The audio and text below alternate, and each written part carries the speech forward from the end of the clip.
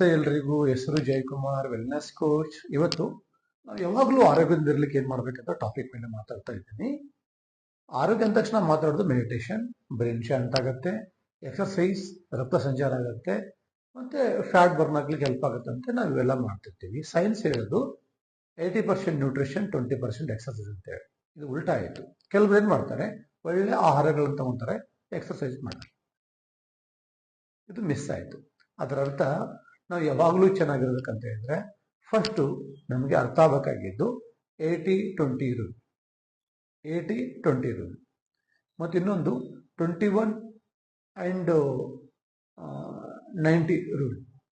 ಅದರ ಅರ್ಥ ಏನಂದ್ರೆ ಒಬ್ಬ ಮನುಷ್ಯನಿಗೆ 80% ನ್ಯೂಟ್ರಿಷನ್ ಬೇಕು, 20% ಎಕ್ಸರ್ಸೈಸ್ ಬೇಕು.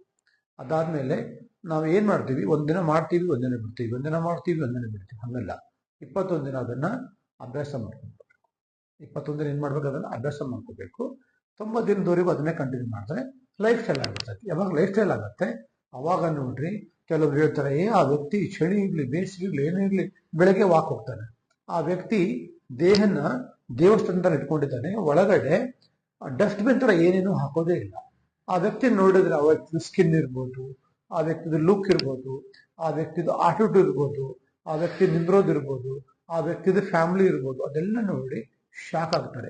ಇದನ್ನ ಯಾವಾಗ ಫಾಲೋ ಮಾಡ್ಲಿಕ್ಕೆ ಸ್ಟಾರ್ಟ್ ಮಾಡ್ತೀವಿ, ನಾನು ಸುಮಾರು 45 ವರ್ಷಗಳಿಂದ ಹೆಲ್ತಿ ಈಟಿಂಗ್ ಹ್ಯಾಬಿಟ್ ಅನ್ನ ಅಳವಡಿಸಿಕೊಂಡಿರ್ತಕ್ಕಂಥ ಸಾಕಷ್ಟು ಜನರು ನೋಡಿನಿ, ತುಂಬಾ ಚೆನ್ನಾಗಿದ್ದಾರೆ. ನನಗೂ ಹಂಗಾಗಬೇಕಂತ ಆಸೆ.